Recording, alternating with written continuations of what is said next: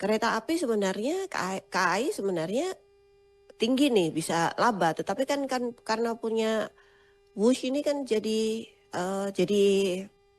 akhirnya defisit gitu. Ini kan ada yang salah Pak di WUS ini Pak sebetulnya. Dari dulu kami amati waktu kami menerima proposal dari KCIC dari kereta api cepat waktu itu. Visibility study-nya kan kalau optimistik tuh 76.000 Pak penumpangnya. Kalau yang pesimis 50.000 Pak. Sekarang Pak baru 40-50% Pak dari target itu Pak. 20.000, 40% dari pesimis Pak. Kalau dari optimis, itu cuma 30% Pak. Ya pasti meleset semua keuangannya Pak. Maka sekarang Bapak menanggungnya luar biasa besar. Kalau ditambah dengan cost overrun, sekarang utang Bapak sudah 5,35 miliar dolar US. Kami dalami juga ya, masalah KCIC yang seperti yang disampaikan tadi, memang ini bom waktu.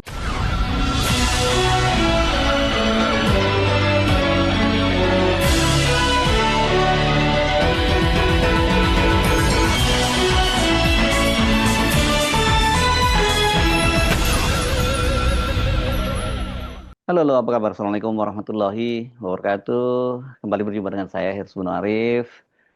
Semoga selalu dalam keadaan sehat walafiat ya. Apa yang dikhawatirkan oleh banyak kalangan, termasuk para pengamat kritis, kelompok oposisi dulu di eranya Presiden Jokowi, bahwa proyek infrastruktur ambisius warisan Jokowi itu akan jadi beban pemerintahan berikutnya, dan khususnya yang akan terdampak langsung untuk sementara ini adalah BUMN yang diberi penugasan khusus, dan kemudian dalam jangka panjang tentu saja APBN itu akhirnya mulai terjadi sekarang ini ya. Salah satunya adalah proyek kereta api cepat Cina Jakarta Bandung yang diberi nama Wush. Direktur Utama PT Kereta Api Indonesia Bobi Rashidin di depan anggota Komisi 6 DPR RI menyebutnya kerugian operasional Wush dan beban utang yang tinggi yang harus mereka tanggung itu sekarang bakal menjadi bom waktu. Nah, akibatnya sekarang ini PT Danantara harus menalangi utang tersebut. Ini kelihatannya PT Danantara harus terpaksa melakukan itu ya untuk menyelamatkan BUMN yang sebenarnya cukup sehat seperti KAI ini. Tapi karena ada beban penugasan itu, dampaknya jelas ini kinerja dari PT KAI akan menjadi sangat buruk. Dan nanti dalam jangka panjang bahkan kalau tidak diselamatkan malah PT KAI-nya ini nanti harus direscue oleh Danantara. Pernyataan Dirut PT Kereta Api Indonesia itu disampaikan dalam rapat kerja dengan Komisi 6 DPR RI hari Rabu 20 Agustus 2025. Sayangnya ini belum sempat memberikan elaborasi Dirut PT KAI Bobi Rashidin ini bom waktu seperti apa yang dia maksud. Pernyataannya itu kok langsung dipotong ini oleh Wakil Ketua Komisi 6 DPR RI Andri Rosiade dari fraksi Partai Gerindra. Kami dalami juga ya, masalah KCIC yang seperti yang disampaikan tadi, memang ini bom waktu buat... Sebentar Pak Bobi, ya. Kami ingin sampaikan dalam RKP 2025 dan antara itu sudah ada solusi untuk penyelesaian KCC. Nah saya minta Pak Bobi koordinasi dengan, kan setiap bulan kan KAI pasti diundang oleh Danantara untuk evaluasi kinerja kan. Nah di situ tolong dibicarakan dengan managing director. Bapak siapa ya managing directornya? KAI ini siapa? Sama Bu Febri. Oh Ibu Febri. Nah tolong bicarakan soal di dalam RKP-nya Danantara 2025 salah satunya ada penyelesaian permasalahan WUS ini. Oke, terima kasih Pak. Ya. Jadi kami akan koordinasi dengan Danantara untuk penyelesaian KCIC ini. Selanjutnya untuk perbaikan dan restrukturisasi dari portofolio-portofolio kami yang ada, ya seperti anak-anak perusahaan, kami sedang lihat satu persatu juga Pak. Jadi kami melihat itu ada beberapa aset yang memang instead of aset itu dia absorbing the cost, itu bisa menjadi aset yang sangat profitable juga. Sayang sekali ya tadi Pak Bobi ini, maksudnya bukan Bobi Nasution ini, Bobi Rashidin Dirut PT KAI ini nggak diberi kesempatan mengelaborasi apa yang dia maksud dengan bom waktu ya. Tapi kenapa pula si Andri Rosiade ini langsung memotong gitu ya. Tapi dari pertanyaan dan pernyataan beberapa anggota DPR Komisi 6, kita itu mendapat gambaran beban utang yang sangat berat dari WUS, sebuah proyek infrastruktur yang sangat dibangga-banggakan oleh Joko Widodo, dan pada waktu itu tangan kanannya yang paling pasang badan menghadapi kritik-kritik adalah Luhut Binsar Panjaitan. Saya cuma membayangkan apa yang mereka pikirkan sekarang dia, apa pertanggungjawaban mereka. Kan kita ingat bagaimana waktu itu almarhum ekonom kritis Faisal Basri kan sudah mengingatkan dari hitung-hitungan dia bahwa sampai kiamat pun ini tidak akan bisa membayar utangnya itu, bahkan sampai kemudian asetnya itu udah habis pun utangnya masih belum terbayar. Ini nggak berlebihan karena beberapa orang anggota DPR RI Komisi 6 ini menyoroti dengan serius soal ini. Kita simak ya beberapa dari mereka ini, dan dari situ kita mulai dapat gambaran. Misalnya kita dengar ini dari Darmadi Duryanto. Tapi saya memang melihat bahwa ada hutang yang begitu besar yang harus ditanggung oleh kereta api dalam proyek kereta cepat Jakarta-Bandung, KCIC. Bapak kan memegang saham dari PSBI ya, 58% lebih. Ya. PSBI menguasai 60%, ya, dari China 40%. Pak, itu kalau dihitung, Pak, 2025 itu bisa beban keuangan dan dari kerugian KCIC itu bisa mencapai 4 triliun lebih. Sekarang saja beban keuangan sudah 1,2 triliun 6 bulan. 6 bulan 1,2 triliun. Saya hanya baca dari laporan keuangan, Pak. Ya. Nah, ini saya yakin benar ini, Pak.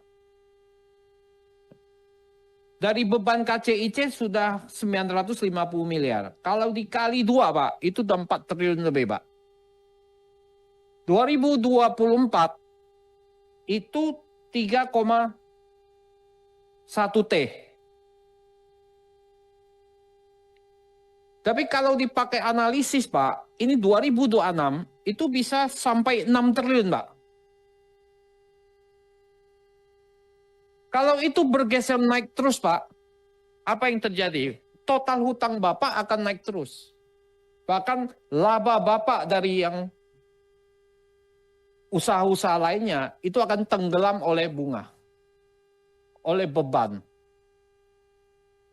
Nah, ini menjadi apa langkah Pak Dirut untuk menyelesaikan ini? Karena kalau enggak, Pak, Bapak enggak dapat tantiem ini, Pak. Gaji jalan tapi tantiem enggak dapat. Ya, karena nanti akan terlelap oleh beban keuangan dan ruginya KCIC. Ini kan ada yang salah, Pak, di WUS ini, Pak, sebetulnya. Dari dulu kami amati, waktu kami menerima proposal dari KCIC, dari kereta api cepat waktu itu, visibility study-nya kan, kalau optimistik tuh 76.000, Pak, penumpangnya. Kalau yang pesimis 50.000, Pak. Sekarang, Pak, baru 40-50% Pak dari target itu, Pak. 20.000, 40% dari pesimis, Pak. Kalau dari optimis, itu cuma 30%, Pak. Ya pasti meleset semua keuangannya, Pak. Maka sekarang Bapak menanggung yang luar biasa besar. Kalau ditambah dengan cost overrun, sekarang utang Bapak sudah 5,35 miliar US. Ya. Kalau catatan saya begitu, mungkin 7 lebih mungkin, tapi 5,35. Ya. Nah, ini skenario ini kan harus dibereskan nih, Pak. Nah, ini yang kita ingin tahu sebetulnya apa yang Bapak ingin lakukan. Menurut saya ini masa serius, Pak. Kalau enggak, Pak, tahun depan kami datang, Bapak sudah rugi, Pak. Dan prestasi Bapak sebagai Dirut KAI yang baru akan tercoreng, Pak. Karena dianggap Pak Bowi ini gagal. Dari hitung-hitungannya Pak Darmadi saja tadi kita sudah bisa membayangkan seperti apa itu sakit kepalanya itu para dirut-dirut BUMN yang mendapat penugasan limpahan dari eranya Jokowi itu.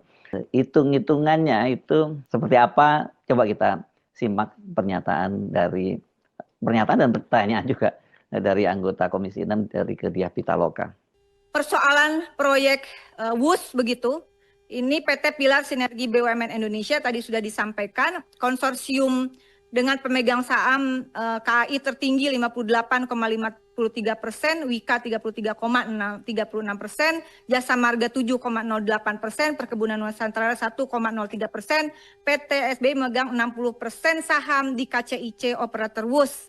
Termasuk dalam proyek strategis nasional menghabiskan investasi sebesar 7,2 miliar US dollar atau setara 116 triliun.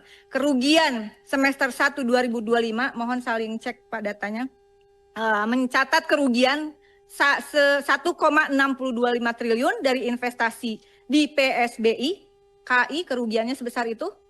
Kemudian selama tahun 2024 kerugian sebesar 4.195 triliun, total investasi KAI ke PSBI 2025 sejak awal tahun telah menyuntikkan modal 7,7 triliun untuk KCIC.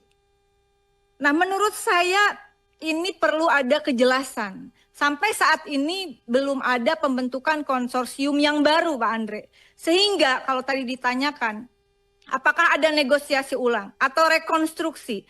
Rekonstruksi itu tidak bisa menurut saya, tidak hanya melibatkan KAI, tapi di dalam beberapa pertemuan itu juga penting posisi Danantara untuk ada keberpihakan kepada KAI dan juga proses-proses lainnya, konsorsiumnya segera dibentuk, begitu, atau mau dengan cara apa? Kalau dari saya sendiri ambil alih Pak Andre, mudah-mudahan Pak Prabowo bisa terakhir.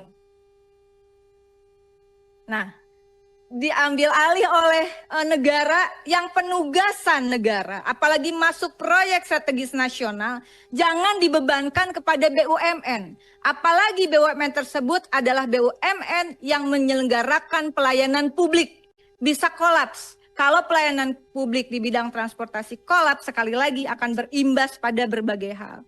Dengan seluruh rasa hormat saya, Bapak, mohon diperbaiki nanti presentasi ini. Karena teman-teman yang lain ini, dan saya berharap lah, kalau direksi, ini siapapun direksinya, kalau posisi konstruksi hukumnya seperti ini, KAI akan tetap terbebani kok. Kalau persoalan WUS-nya tidak diselesaikan, siapapun dirutnya juga akan tetap tidak akan berhasil memimpin KAI. Di luar persoalan culture dan sebagainya. Seperti biasa, ini ada juga satu lagi anggota Komisi 6 cukup kritis, Mufti Amnam juga menyoroti soal ini. Rame banget ini kemarin yang menyoroti, tapi saya tidak bisa tampilkan semuanya, kita pilih saja beberapa di antaranya ya. Sekarang kita simak dari Mufti Amnam. Kami minta roadmap soal WUS, Pak. Bapak bisa tanyakan ke WUS, Bapak juga harus menguasai soal hal itu, karena kalau tidak hutang KAI yang menjadi beban KAI yang Bapak tadi sampaikan, bahkan saya lihat kemarin baru 900 miliar di kuartal pertama 2025, tapi kalau di paparan Bapak tadi sudah 1,2 triliun ya kan. Artinya ini kan beban yang tidak kecil. Nah, bagaimana exit plan yang akan Bapak lakukan agar beban utang ini tidak menjadi benalu bagi KAI ke depan begitu, Pak? Karena kalau mengandalkan Danantara untuk bagaimana menyelesaikan persoalan utang ini juga ini tidak baik juga, karena ini akibat dari salah kebijakan yang kemudian hutangnya suruh menyelesaikan orang lain, maka ini akan menjadi bagian dari gali lubang tutup lubang. Ingat bahwa tidak semua masyarakat nikmatin WUS loh, Pak. Bahkan kami saja beli naik WUS juga nggak murah juga, beban juga buat kami ya kan. Apalagi rakyat-rakyat yang mereka yang tidak tinggal di Jakarta dan sekitarnya, jangan sampai mereka yang bayar pajak hanya untuk membayar beban utang yang ditanggung oleh KAI ini begitu. Kasus atau tepatnya kita sebut sebagai skandal kereta api cepat Cina ini hanya salah satu contoh bagaimana proyek infrastruktur itu dikelola secara ugal-ugalan tanpa visibility study yang baik di eranya Jokowi. Kita ingat bagaimana kasus kereta api cepat ini kan sebenarnya tadinya ini yang mengusulkan proyeknya ini dari Jepang. Hitung-hitungannya sebenarnya clear kalau Jepang, dan dari teknologinya juga clear. Teman pada waktu itu kan Jepang minta jaminan dari pemerintah dan Cina datang dengan biaya yang lebih murah dan menyatakan nggak perlu ada jaminan dari pemerintah. Tapi belakangan setelah dia dimenangkan tendernya, semuanya berubah, nilai proyeknya juga membengkak, dan kemudian juga minta jaminan dari pemerintah. Dan ini pun kemudian membuat hubungan Indonesia dengan Jepang jadi buruk, karena Jepang merasa ditelikung, mereka yang merencanakan tiba-tiba proyeknya dikasih Cina. Nah sekarang pasti orang-orang Jepang, pemerintah Jepang tertawa-tawa melihat apa yang terjadi di Indonesia ini. Di mana-mana namanya kerjasama dengan Cina itu ya disebut sebagai jebakan utang, debt trap. Saya menyebutnya kalau Cina ini rentenir global gitu. Mereka ini selalu menawarkan janji-janji manis melalui utang dan sebagainya. Tapi kemudian kalau kita nggak bisa bayar ya mulai aset-asetnya disita. Ini bukan sekedar ngarang-ngarang ya, itu sudah banyak terjadi di negara-negara lain. Saya kira yang paling sering banyak dicontoh itu adalah, dan menjadi contoh maksud saya adalah apa yang terjadi di Sri Lanka yang kemudian ekonominya juga krisis, ya ini pelabuhan Hambantota, laut dalam di sana di Sri Lanka yang kemudian juga di pengelolaannya diambil alih oleh Cina. Dan ini kabarnya kemudian menurut juru diplomat itu dijadikan ke pangkalan kapal selamnya dari Cina. Di Indonesia bisa terjadi begitu juga karena proyek-proyek infrastruktur Cina kan juga cukup banyak dan rencana malah kereta api cepat ini kan semula mau diperpanjang sampai ke Surabaya. Saya tidak bisa membayangkan apa yang terjadi kalau kemudian itu dilanjutkan proyek itu. Bisa jadi kita akan mengalami nasib yang sama seperti Sri Lanka. Ada aset-asetnya di Indonesia yang kemudian diambil alih oleh Cina, ya secara tidak langsung Cina kemudian menjajah Indonesia melalui jebakan utang tadi itu. Jadi kalau sekarang ini kemudian apa boleh buat kita terus mempersoalkan proyek-proyek di eranya Jokowi bukan karena kemudian dia sudah jatuh terus kemudian kita hajar rame-rame, enggak ya, karena sejak awal, sejak masih eranya pemerintahan Jokowi kan kita juga sudah mengingatkan bagaimana proyek-proyek infrastruktur yang dikelola secara dibuat secara ugal-ugalan itu membuat kita benar-benar jadi babak belur. Kalau kita ngomongin bandara-bandara yang mangkrak, kemudian juga pelabuhan dan banyak proyek lain yang ini akan jadi beban dari anak cucu ya. Jadi bukan hanya beban pemerintahan berikutnya, beban BUMN, tapi anak cucu kita yang akan menanggung semuanya ini. Saya Hersbuno Arif, sampai jumpa lagi. Wassalamualaikum warahmatullahi wabarakatuh.